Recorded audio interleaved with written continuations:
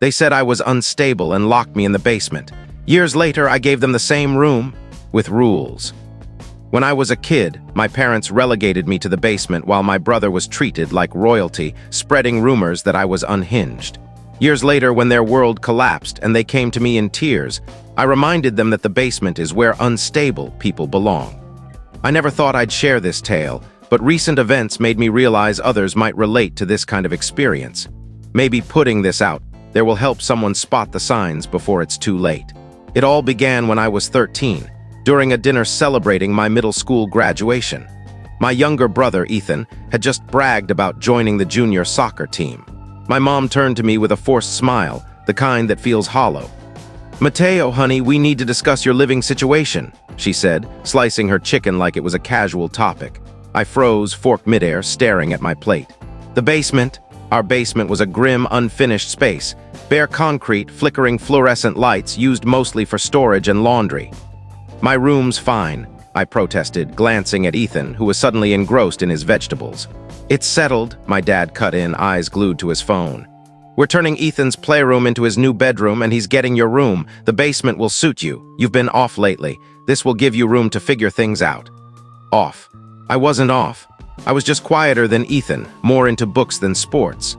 But that dinner kicked off a calculated effort to label me as the troubled kid while Ethan became the shining star. The basement upgrade was minimal.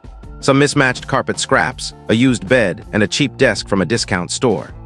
Meanwhile, Ethan's room got a full makeover. New gaming console, a sleek computer, and walls painted in his favorite color. My parents fussed over his space for weeks while I hauled my stuff down cold stairs. The story of my instability started subtly. It was in the worried glances when I asked questions, the hushed talks that stopped when I entered. Then came the remarks to family, "Mateo's just in a phase," or "We're giving him space to deal with his problems." What problems? I had top grades, stayed out of trouble, and had a few loyal friends. But every success was spun against me straight A's. He's fixated on grades to avoid people. Reading alone?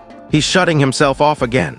Meanwhile, Ethan's B- in science was praised because he's so well-rounded and soccer's his true calling. The basement shaped me in ways they didn't expect. The damp air warped my books. The dryer's hum was my constant background noise. During storms, I'd lie awake, listening to water seep through the walls, wondering if it'd flood. It never did, but the fear lingered. Along with the spiders and the occasional rat scampering by my parents used my basement life as proof of my issues. "See how he likes being alone down there?" They'd tell teachers or friends' parents, never mentioning it was their choice. When family visited, they'd say I was resting or studying, keeping me out of gatherings. Ethan, meanwhile, was front and center in every family photo, while I was either absent or barely visible. Holidays were the same.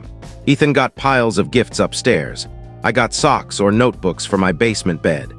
Every soccer match, every school event, every family meal revolved around Ethan, with me as the unstable shadow who might cause a scene. I adapted. The basement became my sanctuary. I dove into schoolwork with a focus that might have looked intense, but it was my way out. While Ethan was chauffeured to practice in my parents' new car, I was planning college applications under those buzzing lights. In my junior year, I overheard my mom on the phone with my uncle, spinning tales about my outbursts and worrying behavior, all made up. That's when it hit me. This wasn't just favoritism. It was a deliberate attempt to undermine me. That night, hearing Ethan's muffled cheers after another soccer win, they'd added insulation to his floor, my ceiling. I decided to play their game, but smarter. I became the studious, quiet son they described, but with purpose. Every hour in that basement was a step toward escape. By senior year, I'd earned a full scholarship to a top university across the country. When I told them, my mom's face did that fake smile thing again. "Are you sure you can manage so far away with your struggles?" I nodded and retreated downstairs. Let them think what they wanted. I was leaving, packing my bags that summer. Ethan leaned against my doorframe. "You know they only did this to help you, right?" he said, waving at my room. "They wanted you to get better." I looked at him, seeing the brother my parents had molded, a golden child who believed their lies. I almost pitied him. But that's jumping ahead. The real reckoning came years later, when their perfect world fell apart. That's for another post-update. College was strange. My first night in the dorm, I couldn't sleep. It was too quiet. No buzzing lights, no dryer hum, no leaking walls. My roommate probably thought I was odd, sitting up at 2 a.m., staring at the ceiling. Pragmatic play ceiling. Old patterns stick, I suppose. That first year was tough. Freedom felt alien after years of being watched. I kept expecting someone to call me weird or suggest I needed space, but it never happened. Professors admired my drive, classmates invited me out, and I finally had a room that felt like mine. I kept family contact minimal, mostly short calls with my mom. They followed a pattern: Ethan's latest triumphs, vague worries about my condition, and hints I should transfer closer to home, where we can watch you. I let her words slide, like water off those basement walls. In my sophomore year, I met Sophia in a coding class. I was muttering over a tricky program when she sat down to help, unfazed by my quirks. We bonded over late-night coding and coffee runs.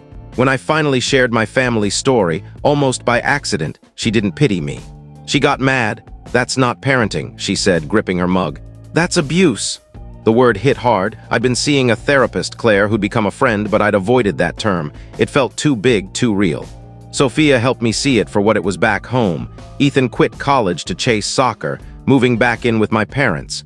They bought him a car for practices. They'd also started a trendy home decor business, with Ethan as the face of their Instagram empire. I graduated with honors and landed a tech job in Portland. My parents skipped my graduation. Ethan had a big game. I said I understood. I did. Life moved on. I married Sophia in a small ceremony, no family invited. Ethan texted, "Congrats, dude," days later. I bought a house, all open spaces, no basement. Then came the Instagram hints. My mom posted about business struggles, urging followers to buy in. Ethan shared photos of himself at random jobs, captioning them with hustle cliches. Their golden image was fading. Claire showed me a news article during therapy. My parents' business was under investigation for fraud. They'd taken deposits for undelivered goods, funding their lifestyle and Ethan's soccer dreams. It was crumbling. Sophia looked at me over her laptop. "They'll come to you," she said. I knew she was right, and I knew what I'd say when they did. That's for the final update. It's worth waiting for. Final update. It was a Sunday morning. Sophia and I were sipping coffee on our porch, enjoying Portland's skyline, when my phone lit up with Ethan's frantic texts about a family crisis. Sophia smirked. "Took them long enough." The doorbell rang at 11:47 a.m. I checked the security camera, my parents looking worn and Ethan in rumpled clothes. I took my time answering. Therapy with Claire had braced me for this, but it felt unreal. They looked small, diminished. My dad's commanding presence was gone. My mom's polished look was fraying. Ethan just seemed lost. "Mateo, son," my dad began, his voice weak. "We need your help."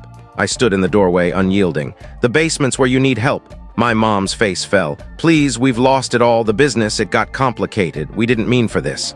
"Complicated?" I laughed. "You mean the fraud, the scammed investors, the fake products?" Ethan stepped up. "Come on, man, we're family. We've got nowhere else." Family. I pulled out my phone, playing a video from a family event. My mom telling relatives about my issues, how they'd sacrificed to give me the basement. I showed more clips, screenshots, emails, years of their lies preserved. "I kept it all," I said. "Every lie, every attempt to make me think I was crazy, and now you're here asking the basement kid for help." My dad tried again. "We messed up, son, we know that, but we're losing the house. Ethan's broke, we're desperate." "There's always the basement," I said. "Isn't that where you put people who make bad choices, people who need to figure things out?" My mom sobbed.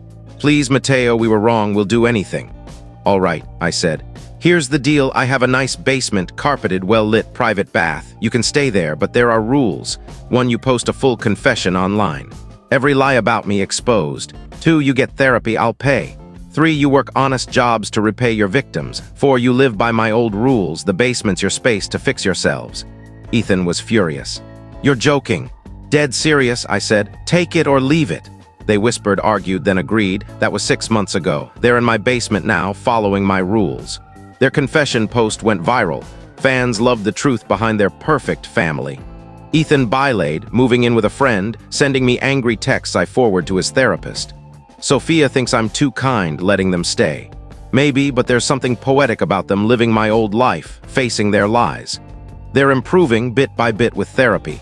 Every time they ask to come upstairs, I think of that kid in the basement, desperate to be seen. Some call this revenge. I call it justice. If this story moved you, please give it a like, share it with others, and follow for more real-life stories and heartfelt experiences. Your support means everything, and it helps us share more stories like this. Thank you for reading, and I'll see you in the next one.